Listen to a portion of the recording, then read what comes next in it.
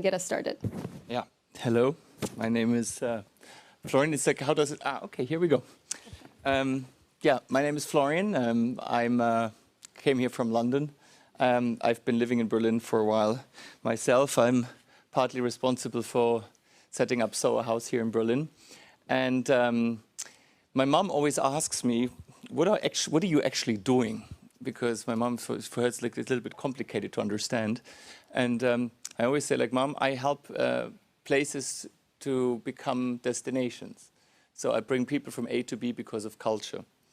And I've been working with Visit Berlin also on various formats to develop new ecosystems for destinations to bring different parties together to collaborate in order to kind of create better destinations, to create better tourism, to kind of get more kind of community engagement, to get maybe better tourism. And it's always about, I think you can only change places if like different stakeholders really kind of engage with each other. Before I really start showing you what I'm thinking about right now, I just wanted to give you a little bit the perspective of where I'm coming from so you understand like the direction where I'm thinking from. So yeah, that's one of the projects I've been working on, the Soho House in here in Berlin. So I was working on the group side from London, brought Soho House here to Berlin, and the idea here was to create a place for the creative community to connect our London members with the members in Berlin. So back then when we did this in 2010, everybody in London was talking about Berlin, and we thought like maybe to do a Berlin-London connection would be an interesting thing. Been doing lots of co-working spaces, lots of membership stuff, because I think, you know, there was a big renaissance in the hospitality industry that they understood, like, you know, members and brand have a different relationships once they kind of come together on a membership basis instead of just on a customer basis. I've worked on the European Capital of Culture campaign for Valletta. So Malta had the problem that they have an occupancy rate maybe 95, 98% in the summer.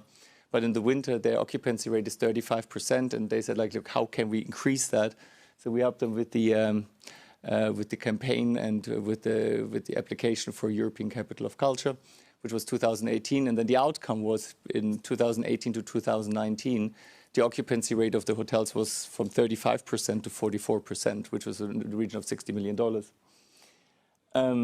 Yeah, last year, we worked with Visit Berlin on LCD Berlin, which was partly an award ceremony. We do the Leading Culture Destination Awards every year with the New York Times, which is basically a campaign to bring together the big established museums, the Metropolitan, Tate Modern, and so on and so forth, together with the newcomers in the cultural industry, that they kind of cross-fertilate each other. China alone will open about 1,000 museums in the next 5 years. So it's about building an ecosystem between the museums themselves, but then also to bring them into kind of the realm of the kind of the tourism industry. Usually what happens is that museums are being financed by tourism, but then operated by the cultural ministries, which is sometimes a challenge because culture is education, and education is usually quite expensive. There's a project where I'm a founder and co-founder of a committee member of a foundation from Amsterdam. It's called Caravan Earth. It's at the Venice Biennale right now. It's architecture, but it's actually a social catalyst. So all the fabrics were done by women in Morocco, and through this project, the children were able to go to school.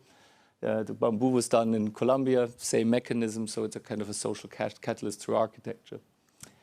But I wanted to talk for like 2 minutes before we start this discussion of kind of what keeps me up at night. There's a big thing going on in the investment world right now. It's called the ESG. It's environmental social governance. And just that you understand how big this is that BlackRock announced that they're only investing into companies in the next 3 years, which are into companies which are ESG compliant. And the market's going to go to $140 trillion by 2025. I mean, I don't know how many zeros this is, but it's big. A number which makes you maybe understand how big this is. PwC, PricewaterhouseCoopers, announced that by 2024, they're hiring 100,000 consultants in their organization worldwide to deal with that subject. So you can imagine that's a big thing. And the idea behind this is that companies are also doing something good for the environment, for the social aspect, and for their governance. And to be honest with you right now, it's very ambiguous of what's happening there. There's a lot of investor makeup going on, but I think the initial thought is right. And over the next couple of years, we will see a lot of change on how these big companies will operate. And I think it has a big impact and an opportunity for cities. So I think one of the big things is that ESG, these companies, they're going to invest into, for example, you know, that they are kind of waste management, like from environmental, like their CO2 emissions. On the social side, the health of the employees, diversity, pay gaps, but also investing into communities. And I think the big opportunities for City here is the social aspect, because these companies very much think inwards. So like, what can we do for our employees and for our suppliers? But especially for property companies or cities or cultural organizations, there's an opportunity to talk to these big companies and say like, hey, what can you do for us? Because we want to make our community restart, especially after COVID. So the challenge here is that a lot of these investment companies and big companies, they think very much return of investment, it's numbers. So I think we have to think about to build in another currency which is impact-based, which means that maybe it's not money which comes back or turnover, but it's like some currency which basically shows that there's impact in the community, whether it's cohesion or like, you know, cultural programming, educational elements. So to basically show and give these big companies who are investing into this a tool back so they can basically use them to comply with their ESG requirements. So right now, what's happening, I don't know, in Berlin I've seen it too, where I went down Friedrichstraße, but there's actually a lot of vacant spaces. I mean, I've been to the city of London. I would say 85% of restaurants, dry cleaners, hairdressers in the city of London are closed. And I don't think they're going to come back anytime soon, because big companies, a coffee shop is £10,000 rent, and they were based on Deutsche Bank being next to it, 5,000 people selling 1,000 coffees a day, and now these people are not coming back, so there's a big issue. But I think these vacant spaces are a big opportunity for cities to rethink and how can we manage our space, because cities are very dense, and now suddenly there's a lot of shift, and this shift has also an opportunity.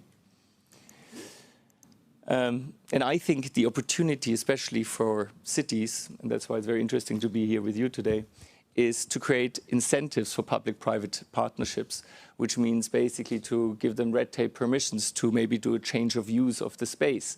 Maybe tax incentives that, you know, when you are a cultural organization, that you have to pay less tax when you're being supported by a big organization. And I think in order to make this happen, it's a little bit difficult for you to see because I thought we were like in a beautiful dark room and we're in this fantastic park here.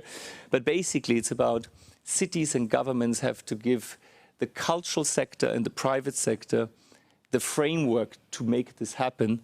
And I think with the current trends where consumers have a new perspective on how they want to live their lives, with the challenge, with the opportunities of, you know, free space, I think there's a lot of change going to happen the next 2-3 years. And I want everybody to be aware that this ESG thing, which sounds very kind of data, is actually an opportunity for everybody here involved, especially for the cultural industries. Thank you.